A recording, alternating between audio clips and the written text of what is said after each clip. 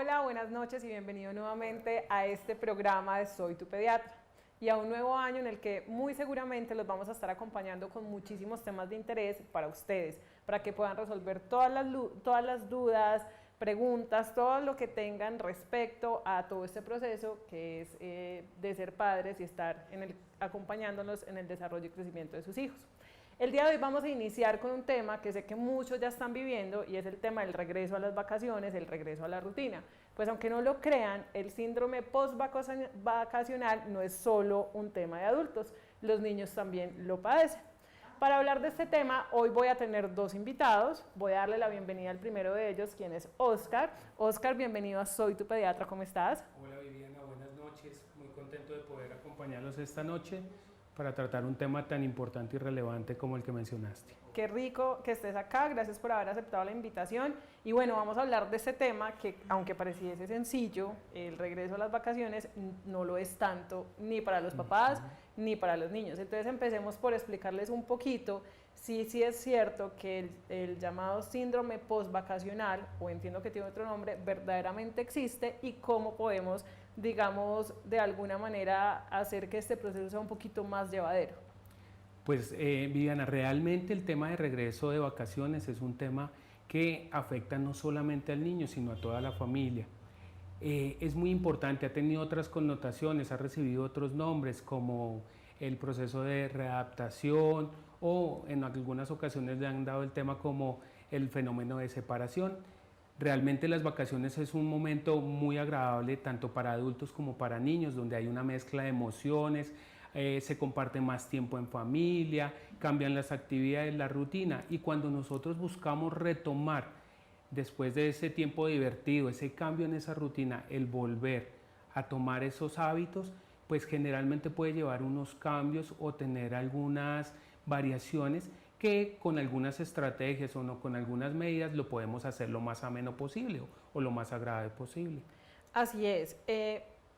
Pero antes de eso, antes de entrar a las estrategias, las actividades, todo lo que tenemos para contarle a la mamá que puede aplicar el día de hoy, hablemos un poquito de... Algunas mamás piensan que es mágico, o sea, nosotros como adultos ya tenemos en la mente que en el momento en que se acaban las vacaciones, al otro día tenemos que comenzar a madrugar, volvemos a la rutina, vuelven las responsabilidades, pero olvidamos que los niños todavía no procesan de esa misma manera. Entonces, ¿qué les podemos decir a los papás? ¿Por qué para los niños es tan difícil retomar esa rutina? Realmente es por varios factores. El primero de ellos es porque durante toda esta época de vacaciones el contacto con sus familiares, con las personas cercanas es mucho mayor. Es decir, el tiempo con el que comparten con sus padres, el juego con sus padres, todas esas interacciones, el estar en actividades diferentes, viajar, estar en cursos específicos, hace que les sea muy llamativo y muy agradable. Y lo que te mencionaba ahorita precisamente, esos hábitos, si en un adulto, en los papás o en las personas adultas, de todas formas genera algunos cambios muy importantes, en el niño le genera mayor emoción, pero en el momento de las vacaciones. Cuando retorna, pues no es que se pierdan, sino que se modifican esos momentos en los cuales comparte con sus papás, con las familias, y ya vienen otra serie de actividades que tiene que llevar a cabo y que pues limitan no su calidad en el aprovechamiento, sino en el tiempo que le pueden dedicar a ellos. Entonces, esa mezcla de emociones, de adaptación, les es en ocasiones un poco difícil. Depende de las estrategias que nosotros busquemos antes, durante, no solamente esto es un trabajo apenas llegamos de vacaciones, sino durante todo este proceso en que entran en la etapa escolar, que les va a hacer que sea lo más ameno posible. Cabe aclarar que cuando hablamos de se acabaron las vacaciones, síndrome postvacacional o volver a la rutina, no aplica solo para aquellos niños o para aquellas familias que ya tienen niños ingresando al colegio, iniciando su etapa preescolar, que ya vamos a hablar de eso un poquito más adelante, sino también incluso para aquellas mamás que tienen bebés en los que apenas están logrando conseguir su hábito de sueño, una higiene de sueño adecuada, que tiene como unos ciertos horarios de alimentación, ¿cierto? Cualquier mamá pensaría que es muy fácil volver de las vacaciones, incluso volver de ciudad y al otro día el niño pues ya digamos sabe que llegó otra vez a su rutina. ¿En estos niños es más difícil volver a la rutina o es más fácil que en los que ya están, digamos, un poquito más grandes de 2 o 3 años? Pienso que sería un poco más difícil por el apego y las emociones que tienen tan cercanas, por esa figura de protección que les dan sus padres. Pero que si bien es un poco más difícil, no es imposible en la medida en que se busquen todas esas herramientas para lograrlo. Y como mencionabas al principio, ese síndrome postvacacional también influye en esos papás que aún sus hijos no han ingresado a la etapa escolar. Entonces, papá, mamá vienen de periodo de vacaciones, de viajes, donde han cambiado todas esas rutinas. El hecho de que ellos tengan que igual reorganizar todo su horario, todo su tiempo para lograr mantener esos periodos de alimentación, de juego, de visitas al médico, de seguimientos y controles, pues también requiere ese proceso de readaptación.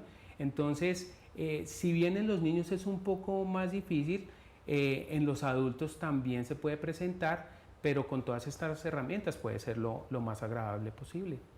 Hablemos también de una parte, y creo que después de las vacaciones, lo que más duro nos da, incluso a los adultos, es volver a retomar esos hábitos de sueño. No solo el hecho de madrugar, y en este caso de los niños es más el hecho de irse a la cama temprano, de tener ese horario, ese hábito de que los niños se acuestan a una hora, a determinada hora, y tienen que dormir X cantidad de tiempo. Recordémosle a los papás cuánto debe dormir un niño, según su edad, cuál es el horario o las horas recomendadas para que pueda tener un sueño adecuado que le permita, digamos, seguirse desarrollando mientras duerme y que su aprendizaje sea mucho más óptimo. Okay. Es importante, Viviana, el tener en cuenta que el sueño es igual de importante que el resto de actividades en el cuidado de nuestros niños y de los adultos. El hecho de que tú alcances un buen descanso, un buen periodo de sueño te va a permitir no solamente como recargar ese organismo, sino que hay funciones que durante la noche no se pueden hacer en el día. ¿Por qué? Porque en el día estamos haciendo funciones de sostenimiento, cuidados, ¿sí? Diferentes funciones que durante la noche vamos a poder lograr. Los ciclos de sueño varían dependiendo de cada individuo, ¿de acuerdo? O de cada grupo de edad, siendo los más pequeños, es decir, los recién nacidos con intervalos entre 12 a 16 horas, teniendo en cuenta las siestas que tienen en el día, periodos de 10 a 12 horas en la etapa de los que ya estamos en etapa escolar, y puede llegar en adolescentes entre 8 a 10 horas. Lo importante es tener en cuenta que esa calidad del sueño se logre de manera adecuada, o sea, evitando cualquier distractor que limite que ese tiempo sea menor o de baja calidad. Hablemos un poco, estamos hablando del sueño que deben cumplir en las noches los niños, ¿cierto? Pero ¿qué pasa entonces cuando tenemos, por ejemplo, los niños que hacen una siesta, que duermen en el día? ¿Qué pasa con ellos? ¿Estas rutinas de sueño también se deberían modificar o cómo hacemos para que digamos, continuemos con ellas? Estas rutinas tendrían que variar dependiendo de en qué momento se encuentra. Digamos, si estamos en una etapa escolar, digamos que esos periodos de descanso de sueño se tendrían que modificar. Esas siestas en el periodo, digamos, de la etapa escolar van a disminuir porque están los trabajos que tienen que realizar, las escuelas a las que tienen que asistir. Entonces, dependiendo de los grupos de edad va a variar. Si son pequeños, realmente, digamos, lo que es la alimentación, la lactancia, en ese periodo no va a modificar, pero en los mayores de la etapa escolar se tienen que ajustar para que pueda lograr el cumplimiento de todas sus actividades escolares. Súper bien. Oscar, antes de continuar con este live en el que le estamos contando a las mamás todo sobre el regreso a las vacaciones y las rutinas, el regreso a la rutina, demos la bienvenida a María Clara, que nos está acompañando también el día de hoy. Ella es médica pediatra y también nos va a estar, digamos, apoyando en resolver todas las dudas que las mamás tienen el día de hoy sobre el regreso a la rutina. María, bienvenida. Hola, buenas noches, ¿cómo están? Muy bien, gracias. Qué rico que estés acá. Bueno, estábamos hablando un poquito de los hábitos de sueño, entonces decíamos que se tienen que conservar, dependiendo incluso de la edad, y tratar de adecuarlos a lo que es la rutina diaria, ¿cierto? ¿Qué hacemos en el caso? ¿Cuáles son las recomendaciones para aquellas mamás que tienen que salir a trabajar, que es casi el común denominador, y que adicional tienen que dejar sus niños en manos de cuidadores? ¿Cómo hacer para garantizar que ese regreso a la rutina no sea tan, digamos, tan sorpresivo, que sea como un choque para ellos, porque entonces ya no quiero estar con mi niñera, o adicional no quiero estar con mis abuelos, quiero estar con mis papás? ¿Cómo lograr que esa transición no sea tan dura? Nos tenemos que ir empezando a preparar de forma anticipada, ¿no es cierto? Esto no puede ser de un día para otro, no puede ser que regresemos de vacaciones el domingo a las 10 de la noche para empezar como la etapa escolar el lunes desde las 5 de la mañana. Entonces, ojalá esa preparación pudiera ser 15 días antes, pero sobre todo esa última semana hacer como más énfasis en volver a retomar como esa rutina, preparar los horarios, vamos durmiéndonos más temprano para que el niño también se vaya levantando más temprano y no sea una cosa tan abrupta, ¿no es cierto? No solo el tema del sueño, sino la comida, las rutinas de la alimentación, como para que el niño tenga tiempo para hacer como esa aceptación, ¿no es cierto? Entonces no solo como para nosotros como padres, sino también como para que para ellos sea más fácil. Hay algo que les voy a preguntar y es porque todos los especialistas hablan de 2 semanas. ¿Por qué 2 semanas? ¿Por qué no 1? ¿Por qué no 3? Te lo digo porque también si uno está de vacaciones, entonces la mamá, los papás viajaron con sus niños, de pronto hacer los 15 días exactos de readaptación no va a ser tan fácil y no lo van a lograr porque están en otra ciudad, apenas vuelven casi que inmediatamente para iniciar sus labores. Para esos papás que no es tan difícil, digamos, traer al cuidador 15 días antes y empezar a hacer ese proceso, esa transición, ¿qué estrategias o qué actividades podrían desarrollar? Entonces en esos 15, o sea, la idea es que fuera esos 15 días, pero entendemos que por logística, que a veces las vacaciones no nos dan o que no son tan prolongadas, sobre todo si son calendario B, por ejemplo, que las vacaciones son más cortas ahora en esta temporada, pues como de diciembre, enero, a veces es difícil, ¿no es cierto? Pero el objetivo es que si fuera esos 15 días, porque no puede ser muy brusco como ese cambio del horario, sobre todo del niño, los niños y adolescentes sobre todo nos trasnochan más. Hay un poquito de exceso de pantallas, de uso de pantallas, de otras cosas, entonces va a ser que sea más difícil como retomar esa rutina si tenemos muy poco tiempo, ¿no es cierto? O sea, lo ideal fuera que tuviéramos 15 días como para hacer esa preparación. Podemos apoyarnos de cosas, o sea, podemos empezar como actividades lúdicas, podemos empezar a hacer actividades de deporte, como para que el niño también llegue más cansado a la noche y no duerma hasta tan tarde, no se acueste tan tarde, sino un poquito más temprano.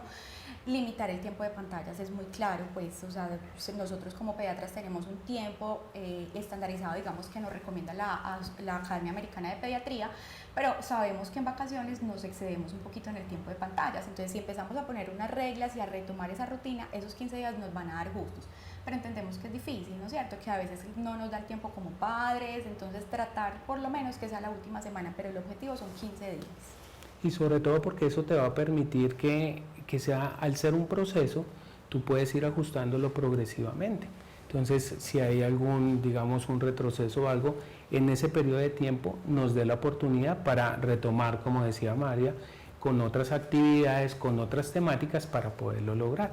Siempre buscándole recalcar a él la importancia de que se retomen esas rutinas para que ese reingreso sea adecuado. Acabas de tocar un tema súper importante, eso será tema de otro live, pero me parece oportuno decirlo y es, ¿cuál es la recomendación del uso de pantallas en el día a día de un niño? O sea, en el día a día que es casi que la rutina. Claro, entonces un niño menor de 2 años no debería ver pantallas, ¿no es cierto? Está claro. Un niño entre los 2 y los 5 años aproximadamente, entre media hora y 1 hora, para los niños más grandecitos 1 hora y media, y un adolescente por encima de los 16 horas, máximo 2 horas. Y esas 2 horas muy limitadas también, evaluando nosotros qué calidad de programas está viendo, dirigiendo bien qué es lo que está viendo nuestros niños y siempre teniendo cuidado como con las redes sociales. Pero el máximo para un adolescente no debería pasar más de 2 horas en el día. El de un adolescente. En todo pantallas. Okay. Celular, computador, tablet, televisor. Y cuando hablas del menor que no debería tener acceso a pantallas, ¿cuál es la razón? Porque, obvio, en este momento y uno ve muchas mamás que cuando necesitan como ese pequeño break, lo que hacen es entregarle un celular para que vean, no sé, la canción, algo que dentro de todo se entendería que no es perjudicial para el niño porque no es un mensaje nocivo para el niño, sigue siendo, digamos, infantil o que le está enseñando algo. ¿Por qué a ellos no? De pronto si lo usamos como un apoyo en música, que escuchen, videollamadas de algún familiar que está lejos, pues no habría como una restricción tan grande, pero no es sentarlo a ver una pantalla y un programa dirigido, pues por muchas razones. El niño todavía no está, apenas está haciendo esas conexiones, analizando, socializando, entonces lo estamos poniendo ahí a que no tenga juegos, a que no esté activo, a que no desarrolle su parte motriz, a que podemos afectar un poquito la visión también del niño. A veces no miramos muy bien qué son los programas que está viendo, entonces idealmente el niño no tiene como esa capacidad todavía para ver esas pantallas. Correcto. Bueno, entonces devolvámonos otra vez un poquito. Esto era un pequeño acote porque, como les digo, vamos a tener otro live donde vamos a hacer profundidad con diferentes especialistas sobre el uso de pantalla. ¿Qué actividades adicionales a empezar una transición que sea progresiva, que no sea como radical, donde el cuidador llegue, digamos, unos días antes y estén papás y cuidadores al mismo tiempo? Adicional a eso, ¿qué otras actividades podríamos, digamos, decirle a los papás que pueden empezar a ejecutar para hacer esa transición? Bueno, el establecer realmente una rutina de sueño, es decir, el acompañamiento en ese momento, ¿sí? No solamente es el dar la orden o darle una directriz que tiene que dormir, sino establecer herramientas en el sueño, la lectura, por ejemplo, el escuchar música, el interactuar o hacer juego previo al ir a dormir, como lo mencionó María anteriormente. O sea, cualquier actividad que te lleve a tener un mayor desgaste o un mayor cansancio le va a permitir que ese sueño se logre de manera adecuada. Dos, yo pienso que siempre el que el niño entienda el por qué tiene que descansar, los beneficios del por qué descansar, también va a ser una virtud. Y ellos son muy receptivos y muy acuciosos para poderlo hacer. Hay otras estrategias, como digamos, el tiempo en pantalla, si bien no es lo recomendado, por el contrario nos va a permitir que se fijen durante más tiempo, su capacidad de fijación, y nos va a demorar mucho más para que lograr esa etapa de sueño adecuada. Generalmente el juego va a ser la principal herramienta para poder lograrlo con ellos. Con los adolescentes, principalmente, la conversación, el lograr interactuar con ellos, el conversatorios inclusive con ellos, el buscar escuchar cómo es su día a día, qué situaciones tuvo que enfrentar en ese día, eso también les permite lograr esa aproximación y herramientas para que puedan,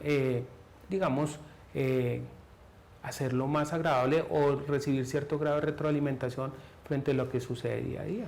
Y yo pienso que el ejemplo de los papás es una cosa importantísima también, o sea, nosotros tenemos que manejar este tema de una forma positiva. Yo creo que todo en la vida, pero esto es muy importante. Si los papás están malhumorados, renegando de pronto que también voy a empezar a trabajar, tengo estos problemas, tengo este tipo de reuniones, el niño también va a aprender estas cosas. En cambio, si lo vemos positivo, entonces qué rico empezar a estudiar, te vas a encontrar con tus amigos, vamos a buscar qué podemos hacer nuevo, esta vez vas a meterte a la clase de fútbol que de pronto el semestre pasado no pudiste, o sea, buscar siempre reforzar eso de forma positiva, que lo va a alegrar mucho como a retomar nuevamente ese tema.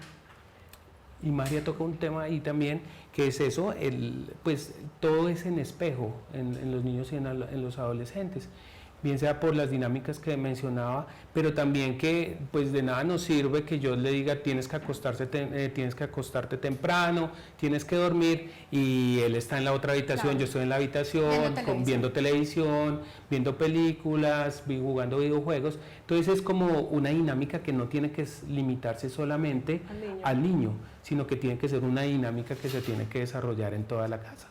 Claro, el ejemplo es súper importante y creo que lo hablamos en casi todos los capítulos que hablamos o que hemos presentado, y esto viene desde lo que decías, el ejemplo espejo. Antes de continuar, le quiero recordar a todas las mamás que nos están viendo que pueden seguirnos en todas nuestras redes sociales, @soytupediatra, y que pueden ingresar a nuestro sitio web www.soytupediatra.com.co, donde además de encontrar interesante información sobre el desarrollo y proceso de crianza de nuestros hijos etapa a etapa, van a poder encontrar toda la información de nuestros especialistas, van a poder separar una cita con ellos, entrar a asesorías y conocerlos para que puedan, digamos, ampliar la información que aquí les damos, aclarar sus dudas y hablar con ellos. no olviden ingresar. Continuemos entonces hablando ya de los niños que están un poquito más grandecitos, llegan al colegio y en el mejor de los casos, partámoslos en dos, los que apenas van a iniciar el colegio y los que ya son recurrentes, pues que ya están más grandecitos, que ya pasaron jardín, están primero, segundo, tercero. ¿Qué les podemos decir a los papás para prepararse? Porque yo creo que esto es más duro incluso para los papás a veces que para los niños, en el momento de desapego, cuando llega ese primer día de colegio. Lo que pasa es que aquí hay una mezcla de emociones, tanto para los papás como para los niños. Claro. O sea, emociones que van desde mi hijo ya está grande, cómo va avanzando, como la emoción de se va a separar de mí, va a estar más tiempo lejos de mí, va a estar bien cuidado. Entonces es una mezcla de emociones.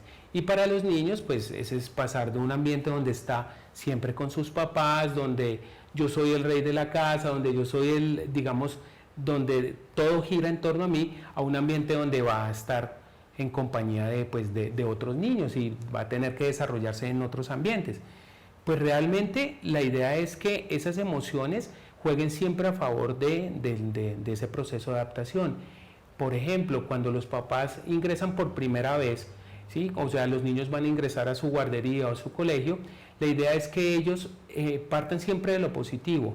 Vas a estar con amigos, vas a tener juegos diferentes, vas a conocer cosas nuevas y no evitar esos momentos de separación que sean demasiado prolongados. Por ejemplo, el abrazo muy duradero, ¿sí? Partir de lo negativo, siempre será una barrera que nos va a limitar ese proceso. En los niños, por ejemplo, cuando es en ese primer momento, qué bueno sería que los papás pudieran acompañarlos en un primer momento, en un instante que estén con ellos, que estén en un momento solos, para que hagan un reconocimiento de ese lugar donde pues va a aprender muchísimas cosas y va a poder disfrutar muchas cosas. Entonces ese primer abordaje le daría mucha confianza y mucha seguridad. Y cuando ya inicia un proceso, digamos un cambio de año, pasa de un año a otro, digamos que el conocer, el ver que estás avanzando, el ver que vienen nuevas actividades, nuevos desafíos, le va a permitir afianzar eso. Para reforzar un poquito la idea, yo sí pienso que una de lo que podemos hacer nosotros como padres es que no prolongar mucho esas despedidas con los niños. Si él siente toda nuestra angustia, entonces también va a ser más difícil para él. Entonces explicarle claramente, vas a ir a la jornada de la guardería, vas a estar mediodía, a mediodía te recoge el transporte o te recogemos nosotros los papás y vuelves a la casa normal, como si fuera una cosa muy normal, muy relajada, independiente de que nosotros estemos muy angustiados por otras situaciones, ¿no es cierto? Y ese manejo del estrés o lo que les va a dificultar más a ellos va a depender un poquito de la edad, lo que tú decías. El niño menor de 4 años se va a preocupar más es por como sentirse lejos del hogar, de lo que él tiene seguro, de sus cuidadores. Esa ansiedad va a ser por eso, como por la lejanía como del hogar. El niño más grandecito también lo va a tener un poquito, el mayor de 4 años, pero también otras cosas. Entonces ya no voy a tener la rutina de que me dejaban ver más televisión o usar más videojuegos, me tengo que acostar más temprano, no puedo ver tanto a mis amigos porque entonces no tengo tanto tiempo. Entonces de pronto ese va a ser más como el conflicto, diferente del adolescente, que en el adolescente de pronto ya esa ansiedad de separación no se presenta tanto, pero puede tener ciertos conflictos personales. Por ejemplo, qué pereza que me voy a encontrar con un compañero que no me cae bien, o qué rico que me voy a encontrar con mis amigos nuevamente, o yo quiero entrar a esta clase, o este profesor me cae bien, me cae mal. O sea, ya se vuelve como algo más personal. Entonces según la edad hay como diferente forma de ansiedad respecto a este tema.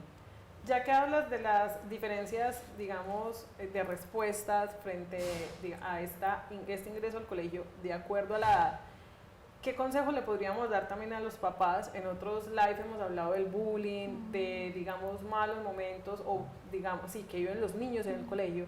¿Cómo les podríamos decir a los papás para que aprendan a identificar de pronto esas situaciones? Que no crean que es, mi hijo definitivamente no quiere estudiar, o está súper aburrido porque, o no es apego, porque bien lo estás diciendo, ya es un niño que está en primaria o un adolescente, pero que yo le veo cierta como rechazo a ingresar al colegio. Sí. ¿Cómo lo podrían identificar? Yo pienso que siempre tener muy buena comunicación con nuestros hijos, o sea, siempre estar pendientes, cómo te fue, conversar, analizar todos los días por qué no quieres ir al colegio, o de pronto nosotros lo vemos desde la parte médica, ¿tienes dolores de estómago? Sí, porque no quieres ir al colegio, entonces dices que tienes dolor abdominal o tienes dolor de estómago, o realmente estás enfermo, ¿no es cierto? Que muchas veces nos consultan por esto, es que se queja de dolor de cabeza toda la semana y resulta que es que está pasando algo en el colegio. Entonces yo pienso que la comunicación con nuestros hijos tiene que ser muy, muy importante, ¿no es cierto?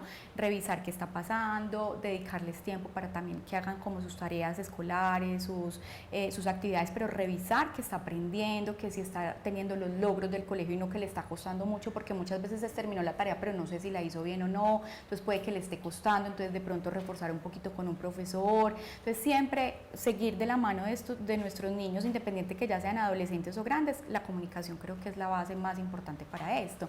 Entender que no siempre es que no quieren comer por eso, sino que puede estar pasando algo en el colegio.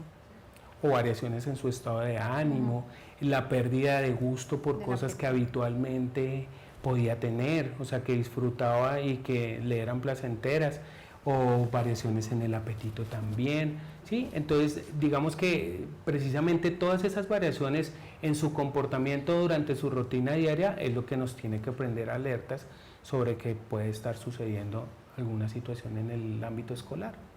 Ya que este es un caso, el tema, digamos, de enfermedades, que muchas de estas pueden ser causadas por ese rechazo que puede tener un trasfondo, también hablemos un poquito de lo que pasa en los primeros días de colegio, de jardín, de los niños que apenas están ingresando, que muchas mamás temen es porque han escuchado de otros y de otras mamás que los primeros días de jardín o de guardería los niños se enferman. ¿Es esto un mito? ¿Es una realidad? ¿Qué pasa si realmente se enferman o cómo lo pueden prevenir? Pues realmente sucede de manera frecuente, pero digamos que si uno lo aborda de desde los diferentes aspectos, la guardería constituye un reto verdaderamente desde el punto de vista de defensas. El ambiente no depende tanto solamente de los niños, sino de la calidad del ambiente que nosotros tengamos.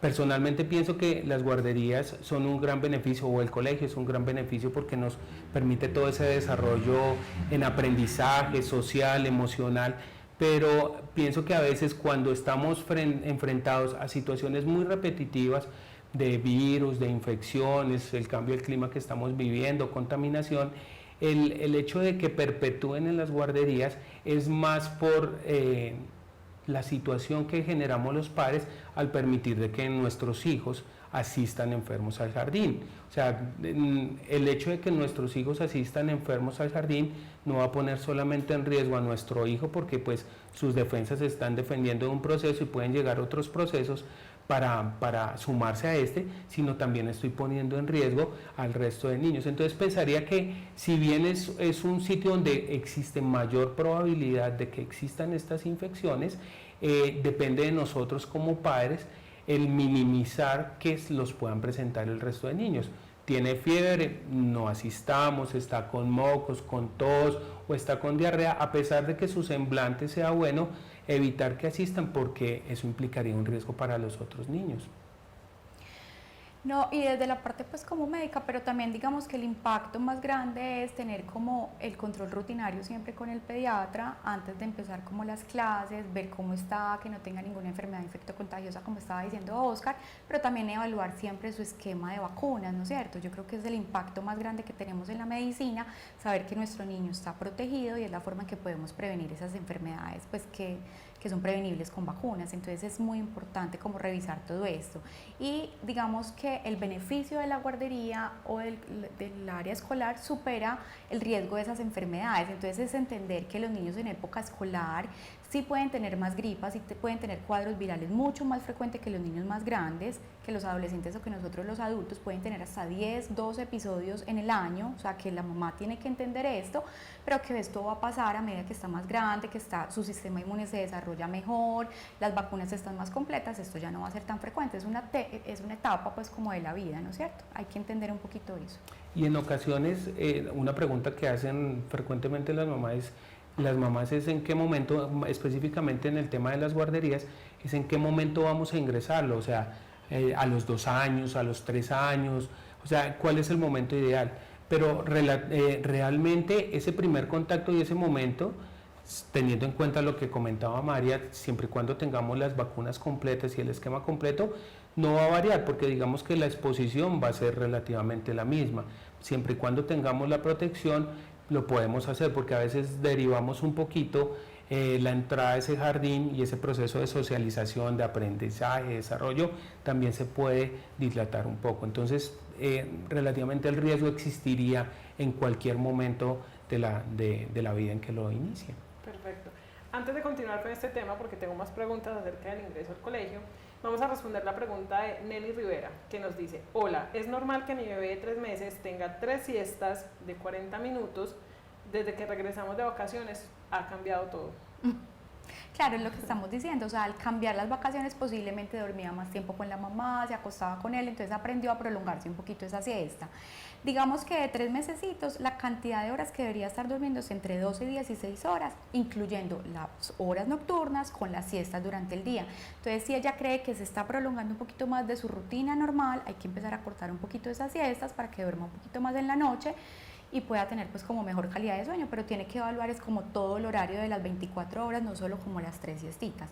Pero claro, o sea, seguramente se trastornó un poquito porque el niño puede sentirse más tranquilo estando acostado con la mamá pues y permanecer más tiempo con ella. Esa es la segunda pregunta que tenemos el día de hoy, es ¿cuánto dura la transición y qué debo hacer o qué pasa con los niños que llegan de vacaciones y estuvieron acostumbrados a dormir con sus padres en la misma cama? ¿Cómo hacer otra vez la transición de llegar a su habitación? Es volver a empezar con los hábitos de sueño, o sea, con la higiene del sueño, volver a volver al niño a ponerlo en su cama, de pronto explicarle según la edad: mi amor, es que estábamos en vacaciones, estábamos en un hotel, estábamos en una habitación diferente, pero ahora volvimos a la casa. Entonces depende de la edad del niño, ellos son súper receptivos, son muy inteligentes, entienden mucho como las cosas que uno les está explicando. Entonces volvemos a ponerlo en su pieza, si el niño nos llama de pronto en la noche porque quiere que lo pasemos, no es pasarlo inmediatamente, sino acercarnos, explicarle todo está bien, vamos a dormir, aquí está la mamá, cuando me necesites me llamas, pero vamos a tratar de quedarnos como en tu pieza para que no nos pasemos pues para la de los padres. Hacemos sonidito, le damos como masajito, pero no pasarlo inmediatamente, o sea, no la respuesta es que lloró y de una lo pasé, ¿no es cierto? Esto va a depender obviamente de la edad, pero hay que volver a retomar como esa higiene del sueño y esas rutinas del sueño como para que el niño vuelva a aprender. Pero yo creo que si durante el día le explicamos: vas a dormir en tu pieza otra vez, mi amor, mira qué rico, aquí tienes tu muñeco, aquí tienes tu cobijita, como algo que le dé tranquilidad y seguridad, él posiblemente va a ir entendiendo más fácil. Claro. Y que realmente no existe un tiempo, o sea, uno trata de hacerlo en el menor tiempo posible para que le sea lo menos traumático, pero en la medida en que se retomen esas actividades o ese ciclo con el que pues ella lograba conciliar adecuadamente ese sueño, pues va a ser lo más pronto posible, o sea, para que no se desesperen si lleva determinado tiempo o si no lo hacen de un día para el otro. Igual es toda esa mezcla de emociones que hablábamos inicialmente, es un proceso de adaptación. Alejandra Sea nos dice: mi bebé tiene 3 años y desde el año y medio duerme solo en su habitación, pero hace unos meses se cambia a medianoche a nuestra cama y allí se queda. ¿Esto es bueno o mejor cambiarlo a su cama nuevamente? Idealmente es que él duerma en su espacio, ¿de acuerdo? Tanto para el descanso como para él, como para el descanso de los padres. Y es, digamos que en esa rutina de sueño, para la calidad de sueño, es mejor que retome nuevamente el estar en su habitación.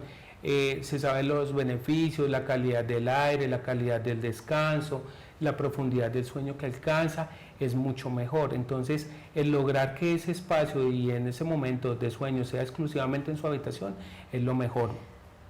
Me llama algo la atención y es que si venía durmiendo bien, ¿qué pasó de pronto? Hay una situación que está desencadenando esto, entonces tratar de evaluar con el niño qué puede estar pasando, le está dando miedo, está de pronto con alguno de terrores nocturnos, aunque está pequeño, pero en general pues como evaluar como qué puede estar pasando, como para que lo aclaremos durante el día y él se sienta más tranquilo en la noche. Pero si vuelve a la cama de los padres, lo deberían de devolver nuevamente como para su habitación. Nos fuimos de viaje en vacaciones y la mayoría de las veces comíamos en restaurantes. Ahora mi hija no quiere comer su sopa y el menú habitual de casa. ¿Cómo puedo ayudarle a que acepte las comidas del día a día? Eso es uno de los hábitos que más se pierde en vacaciones, se cometen excesos, más en Navidad, más con las novenas, todo este tipo pues como de rutinas que tenemos nosotros. Entonces, idealmente nosotros deberíamos tener siempre una alimentación muy saludable, no es que entonces en vacaciones permito que el niño se coma todos los dulces del mundo ni nada, o sea, siempre la casa y el ejemplo tiene que ser una alimentación muy saludable, así estemos paseando, también nos podemos comer la fruta, también podemos buscar opciones asaditas en vez de otro tipo como de alimentos, ¿no es cierto? Pero eso pues se altera mucho, entonces es volver nuevamente a ofrecer los mismos horarios, los mismos alimentos sanos y en una de las formas como de la rutina, no solo digamos con el sueño, sino con la alimentación también es muy importante, es anticiparme. El niño va a entrar al colegio, ¿cómo va a ser la alimentación en ese colegio, no es cierto? Entonces el niño, el colegio le puede dar la media mañana y el almuerzo, o yo le voy a mandar una lonchera, o qué productos puedo mandar, y siempre de la mano como de nosotros, de los pediatras, porque es muy diferente de pronto la alimentación de un niño que tiene sobrepeso, un niño que está normal y un niño que está bajito de peso, delgadez. Entonces hay que mirar qué alimentos necesita como para su adecuada concentración, crecimiento. Entonces es volver a retomar las rutinas, volver a ofrecer la fruta a la misma hora, volver a mandar esa lonchera dirigida por nosotros y evaluar siempre cómo va a ser la alimentación como cuando regresamos. Y que esos cambios se hagan también un tiempo prudente, no habitualmente se vuelven a retomar es cuando ingresan al colegio o cuando llegan cercanas a finalizar las vacaciones. Y lo otro es que se pueden jugar con diferentes, afortunadamente en este momento, las diferentes formas de preparación, de presentación de los alimentos. Entonces eso pueden ser herramientas adicionales frente a lo que decía María para disminuir ese impacto en esa modificación en la dieta. Ahorita tocaste un punto súper importante y es qué come en el colegio. O sea, en algunos colegios está el restaurante, pero en la mayoría de los casos debemos enviarles, digamos, su comida para la media mañana, para las 11, como dicen en otras ciudades. ¿Cuál es la recomendación? ¿Qué debería estar incluido sí o sí dentro de esa lonchera para que no se interponga, digamos, entre las comidas principales que son el desayuno y el almuerzo? Porque el almuerzo también se corre. La mayoría de colegios salen un poco más tarde, entonces el almuerzo es un poquito más tarde. Claro. ¿Qué debemos incluir? Depende como de la jornada del niño, ¿no es cierto? Pero digamos que en esa media mañana o en esa lonchera que vamos a mandar para pues en mediados de la mañana, yo pienso que una fruta es supremamente importante, como tener siempre la rutina como de la fruta, ¿no es cierto? La bebida, ellos tienen mucha sed y los niños siempre les gusta tomar mucha agua, nosotros somos los que cambiamos un poquito como el gusto por otras cosas, pero el agua es vital, al niño lo pide desde las primeras palabras que habla, el niño ya está pidiendo agua, entonces agua, su fruta y ya evaluamos qué más necesita el niño, si necesita un pequeño carbohidrato, un pequeño paquetico o una proteína o según como lo que esté necesitando, pero yo pienso que entre la fruta y el agua pues eso es no se debería negociar, o sea, lo deberíamos mandar. No deberíamos permitir que el niño tenga plata de pronto para comprar porque de pronto no tiene buenas decisiones como en la alimentación, sino que nosotros estemos muy pendientes y dirijamos muy bien como esa lonchera, ¿no es cierto? Entonces, una parte es que nosotros la preparemos y la hagamos, o muchos colegios y muchas guarderías ya le permiten a uno ver el menú y uno puede evaluar el menú anticipadamente, a ver si está de acuerdo en meterlo como en ese programa del colegio o de la guardería y uno se queda tranquilo. Sí, y el evitar, por ejemplo, el uso de bebidas o de jugos de cajita, gaseosas, si bien lo de los paquetes, limitarlos siempre, porque digamos que eso no interfiere solamente con su proceso, digamos, a nivel gastrointestinal, sino el consumo alto de calorías, eso va a repercutir a posterior. Entonces es como María lo decía, es lo más saludable posible y pues eso viene construido desde los hábitos que trae de su alimentación común. O sea, si yo estoy acostumbrado en el almuerzo a comer una buena porción de frutas, a tener mi bebida láctea, al consumo de agua frente a cualquier situación o sensación de sed, pues para él no va a ser tan traumático o no va a ser traumático que en mi lonchera me pongan la fruta o me pongan mi sándwich con determinadas condiciones que le va a ser agradable. Otra pregunta, mi hijo de 20 meses no quiere regresar a la guardería. ¿Qué puedo hacer para minimizar su molestia cada vez que lo llevo? Pues realmente es que es una etapa de mucho apego y de mucha necesidad de su acompañamiento por parte de padres y de los cuidadores habituales. Para estas situaciones existen espacios en las mismas guarderías durante las primeras semanas o la primera semana de acompañamiento para que los padres estén, si bien acompañándolos en espacios individuales o en espacios aparte, para que ese proceso de adaptación se dé lo más saludable posible. Pero hablar con ellos, como lo decía María, el verle las ventajas y las bondades del tiempo que va a compartir en el jardín, porque igual las jornadas no son muy extensas, entonces eso les va a permitir adaptarse más fácilmente. El beneficio del juego, el beneficio de todas las actividades que va a realizar va a ser más llamativo.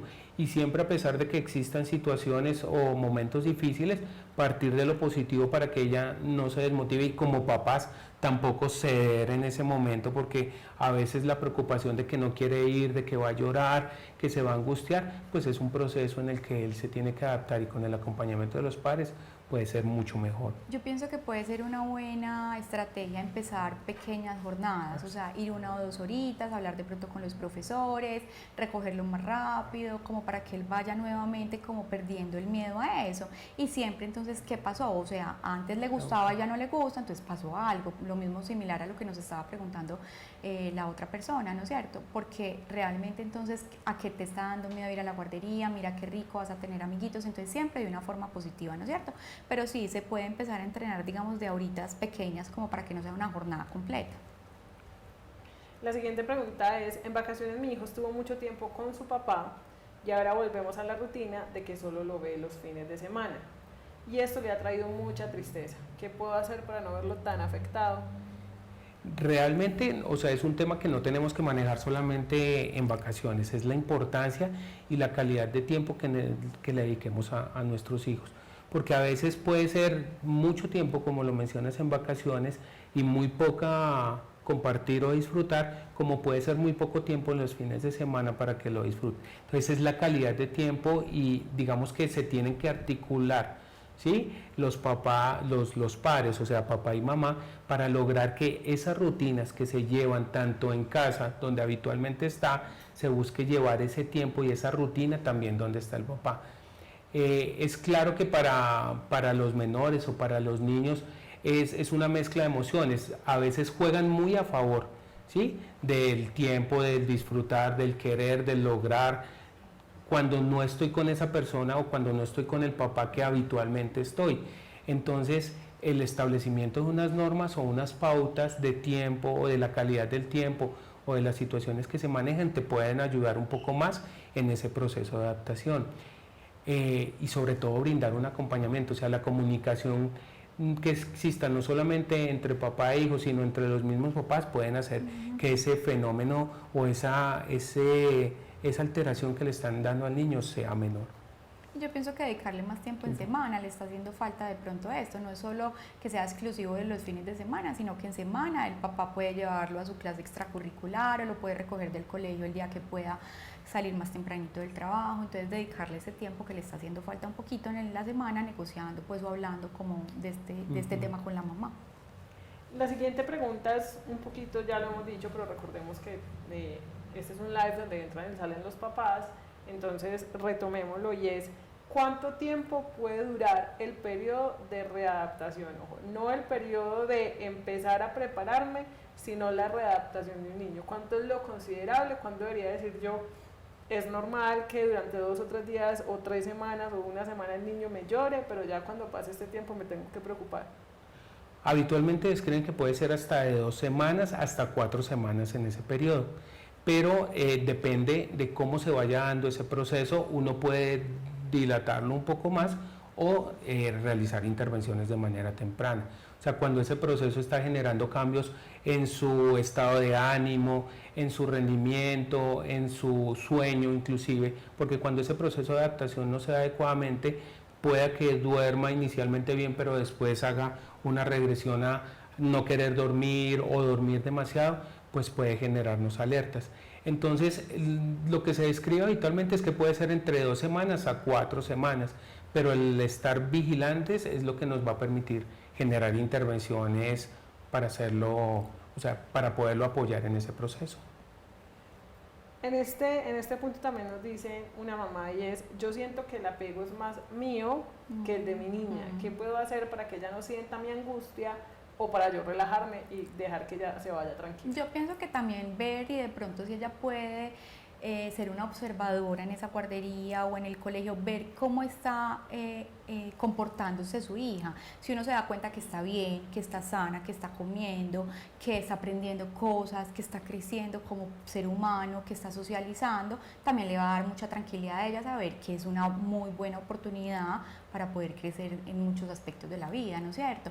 Si uno ve que la niña no está siendo feliz, tiene como otros conflictos, digamos que uno sí se angustia más como mamá, pero si una niña está bien, está sana y está creciendo, pues realmente eso da mucha tranquilidad. Entonces yo pienso que ella tiene que evaluar qué es lo bueno y qué es lo que le está aportando como en su etapa escolar, ¿no es cierto? La siguiente es, mi mamá cuida a mi hija de 2 años y la deja ver mucha televisión. ¿Qué actividades puede realizar en casa que le ayuden a estar alejada de las pantallas? Bueno, juego netamente.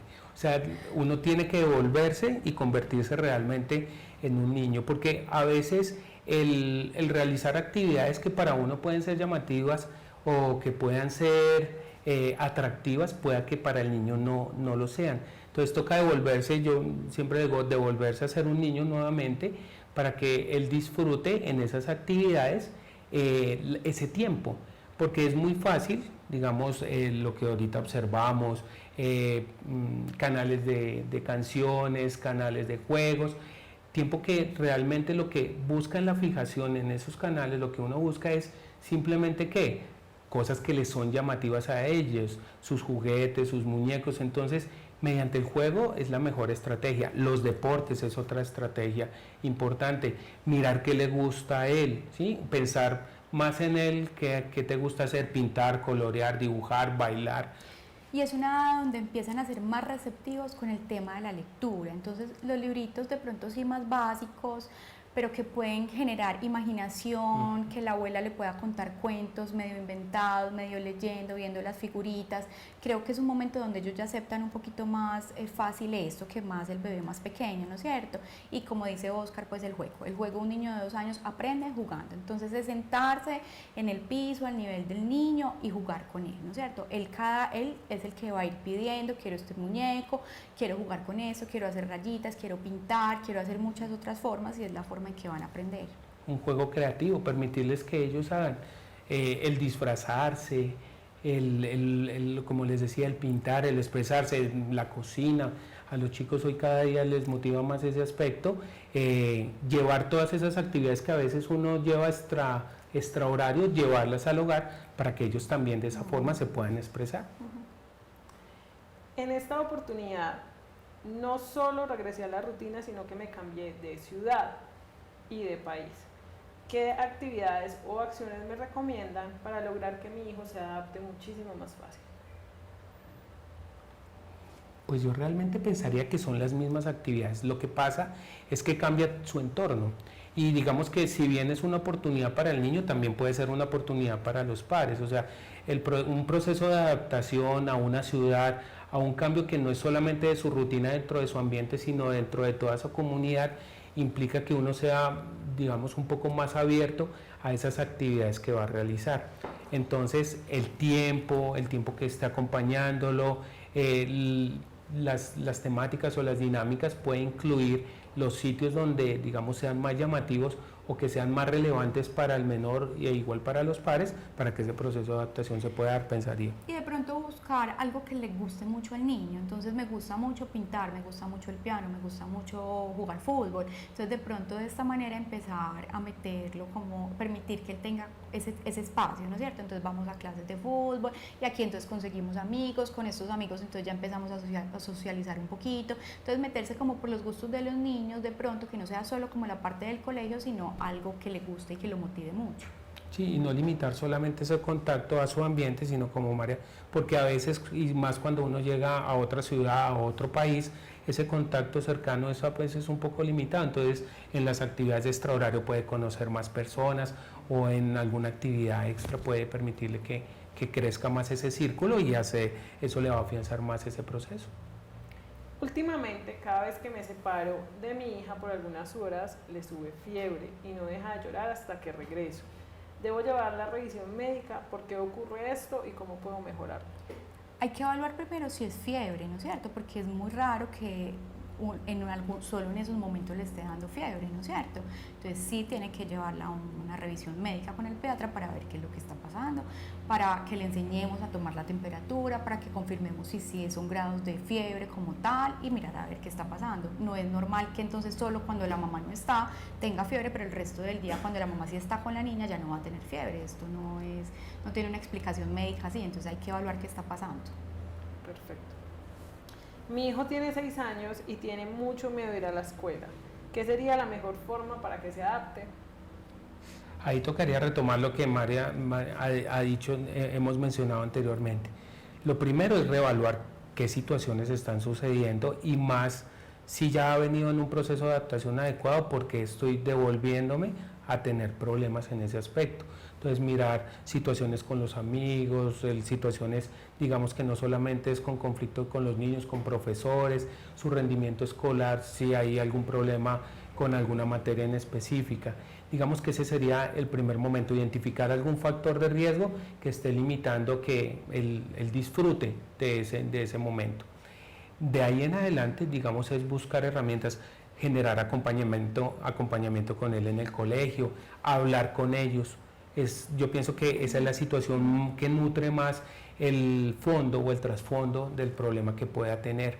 Entonces, el buscar, digamos, a veces intentar un diálogo directo, pueda que él no lo aflore tan fácilmente, sino con situaciones, con ejemplos, situaciones que uno como papá también ha sufrido en esos procesos de adaptación, le va a permitir que lo que él está sufriendo, pues otras personas lo han vivido y le sea más fácilmente expresarlo. Muy importante esto que está diciendo Oscar, y es de pronto una conversación muy compleja con ellos, no van a querer hacerla con nosotros, entonces hacer preguntas más directas. ¿Tienes amigos? ¿Cómo se llama tu amigo? Para uno saber que es que no está solo en el recreo, que está acompañado, estás entendiendo la clase, ya sabes escribir tu nombre, o sea, algo más directo que te haga entender, está bien académicamente, los logros están adecuados, no está solito, está socializando, está comiendo bien. Entonces, ¿qué te comiste hoy? En vez de ¿qué comiste hoy? ¿Te comiste la carne? ¿Te comiste el jugo? ¿Qué te tomaste el jugo? ¿Qué puede ser lo que está pasando? Entonces, preguntas un poquito más directas que nos hagan entender qué puede estar pasando con nuestro hijo, ¿no es cierto? Nos pregunta Mónica Ramírez, la próxima semana entro a trabajar y siento una agonía porque no solo dejo al bebé, sino una niña de 4 años que también expresa su tristeza porque no va a tener la mamá todo el tiempo. ¿Cómo manejo esta situación? Con ambos, si mi tristeza es mayor que la de ellos. Siempre positiva. Si la niña, sobre todo la niña de 4 años, lo va a sentir un poquito más porque ya es más consciente de esa angustia. A todas las mamás nos angustia entrar, por ejemplo, de la licencia de maternidad y empezar a retomar, a trabajar, ahora con una niña grande también. Entonces, digamos que primero saber que dejamos a las niñas bien cuidadas. Entonces, ¿quién está cuidando a la bebé? Y la niña grande va para el colegio, en el colegio le va bien, es un colegio responsable. Entonces, primero, tener la seguridad de que nuestros hijos están en un ambiente seguro, que va a estar bien cuidada, ¿no es cierto? Que la van a cambiar, que le van a dar bien su comidita, su leche, lo que está necesitando, ¿no es cierto? Y segundo, nunca reflejarles como esa angustia de ella a los niños. O sea, ellos entienden todo eso completamente, entonces ellos no lo van a ver positivo, sino que van a estar más estresados. Tenemos de pronto que llenarnos de fuerza, entender que todos pasamos por la época escolar, que tiene grandes beneficios, que nos enseña muchas otras cosas, y todo el tiempo que ella pueda tener libre, dedicárselos a sus hijas, ¿no es cierto? Como para que puedan retomar momentos importantes como en la familia. Entonces es tiempo y tiempo de calidad, no solo pues que pasé todo el día con ellas, sino que estoy un ratico, llegué de trabajar, pero me voy a sentar a jugar con ellas, a aprender qué fue lo que pasó en el colegio, pues a dedicarles tiempo de calidad. Retroalimentar lo que aprende, y en la medida en que ella vea que todo lo que ella aprende también lo puede desarrollar en su casa, le va a hacer, pues va a ver el beneficio y va a ver que realmente lo que está aprendiendo en el jardín le sirve para volverlo parte del día. Bueno, nos dice Paola Infante, quien además es una fiel seguidora de nuestro canal y de nuestras redes sociales, le mandamos un saludo súper especial. Dice, ya entré a trabajar y mi bebé al segundo día cuando volví no quiso estar conmigo. no quiso que la cargara, ni seno, ni que la durmiera. Es normal, esto ya me ha pasado 3 o 4 veces con Miranda. Me ha pasado ya 3 o 4 veces con Miranda. Sí, puede ser normal. Ellos, digamos que es la manera en que están sintiendo o, digamos, quejándose como de mamá, te extrañé todo el día, ¿no es cierto? Y se van acostumbrando a ese cuidador de todo el día. Entonces, si están con la abuelita, quieren estar más con la abuelita, o si el papá fue el que estuvo más pendiente en la tarde, llegó más temprano, quieren estar es con el papá, ¿no es cierto? Entonces, sí puede ser normal. Es etapas también como de la vida, pero entender que ella siempre va a ser la mamá, o sea, es una de las personas más importantes de su vida. Entonces, más que celos, más que entender eso, es simplemente que es la manera en que la niña está demostrando como me estás haciendo falta, mamá, entonces dedicarle más tiempo cuando ella llegue de trabajar. Bueno, vamos a ir cerrando este espacio, tenemos aún algunas preguntas, voy a hacer la última. No sin antes recordarles que tenemos todas nuestras redes sociales que nos pueden seguir con el usuario @soytupediatra, pueden seguirnos en Twitter, Instagram, Facebook y YouTube. Recuerden que en este último van a poder encontrar todos los videos que hemos realizado en los últimos live del Maratón de Padres Primerizos, más esta nueva etapa que comienza hoy, y otros muchos videos con los cuales pueden resolver sus dudas. Van a encontrar videos sobre pujo, sobre lactancia materna, van a encontrar videos sobre alimentación complementaria y muchísimos más. Todo lo que ustedes tengan de dudas, les aseguro que allí lo pueden resolver. Recordarles que visiten nuestra página web www.soytupediatra.com.co y allí visiten la sección donde tenemos nuestros expertos. Allí pueden ver el perfil de María Clara, pueden ver el perfil de Oscar y el de todos los otros que tenemos allí, con los que quieran incluso separar una asesoría online y puedan resolver sus dudas a través de una videoconferencia. Recuerden también que a partir de hoy comenzamos ya todos los martes un nuevo live donde estaremos hablándoles de temas súper interesantes. Vienen temas como el uso de la pantalla, obesidad, control de esfínteres, dolores de cabeza, manejar la fiebre, cuándo es fiebre, cuándo no es fiebre, en fin, todas las preguntas que ustedes nos hacen diariamente y que queremos resolverlas a través de este espacio con ustedes. Cerremos entonces con la última pregunta que dice, mi bebé en las vacaciones comenzó con la alimentación complementaria, pero luego de que retomé mis actividades laborales no recibe comida a la niñera. ¿Le afectaría mi ausencia o es normal la inapetencia? El proceso de alimentación complementaria, digamos que es un camino, ¿de acuerdo? Y digamos que en esa fase inicial el acompañamiento de la madre, pues digamos en el tiempo, en la dedicación, puede ser un poquito más, por la figura que representa la mamá para ella, puede ser un poco más llamativo, pero no implica que si lo realiza alguna otra persona se pueda ver alterado. Realmente no es tanto el proceso de alimentación, sino el fenómeno de otras emociones que están ahí vinculadas, que puede hacer que esto pueda tener unos ascensos o unos cambios mínimos, pero a medida que va pasando el tiempo, que no va a ser mucho tiempo, ella va a retomar nuevamente esos parámetros. O sea, no hay que bajar la guardia, hay que continuar con ese trabajo de inicio de alimentación complementaria, que igual eso es un proceso. Discúlpame. Tranquila, no. De pronto también evaluar cómo le está administrando los alimentos la cuidadora, ¿no es cierto? Si tiene la misma paciencia, digamos que la mamá, sentarse con calma, entonces evaluar también que tenga como similitudes en la forma en que se administran los alimentos y paciencia que realmente eso se va a lograr. Bueno, pues antes de cerrar y despedirlos, les quiero agradecer que nos hubieran acompañado esta noche. Fue súper rico hablar con ustedes de este tema. Y para cerrar, por favor, demos una conclusión cada uno del tema, que es lo que el eje principal que debe llevarse cada mamá del tema del día de hoy. Yo pienso que lo más importante es siempre enfocarlo de manera positiva, ¿no es cierto? Tanto para nosotros como adultos como para nuestros niños. Empezar rutinas con tiempo, anticiparnos a ese ingreso escolar y ese regreso de vacaciones y hacerlo como con mucho amor con los niños. Bueno, como lo mencionaba María, lo más importante es la anticipación, el pensar que no es un fenómeno que va a pasar el día que ingreso al colegio. Se basa en comunicación, en ser receptivos, en buscar estrategias. Digamos que cada familia o cada individuo tendrá algunos aspectos más para trabajar, otros de pronto no, pero que en la medida en que se retomen de manera periódica va a ser lo más agradable posible. Y no olviden por último el ejemplo, como lo decían ahorita nuestros invitados del día de hoy, el ejemplo es el espejo, es lo que nuestros hijos ven de cómo nosotros también reaccionamos frente a las circunstancias. Si nosotros reaccionamos con optimismo, muy seguramente ellos lo harán igual. Recuerden, mamás, que la cita es el próximo martes. El próximo martes vamos a hablar sobre prematuros, un tema que les hemos venido prometiendo desde el año pasado y que va a ser la próxima semana. Los esperamos, que tengan muy buena noche. Chao. Chao, hasta luego. Muchísimas gracias. Gracias, Vivi.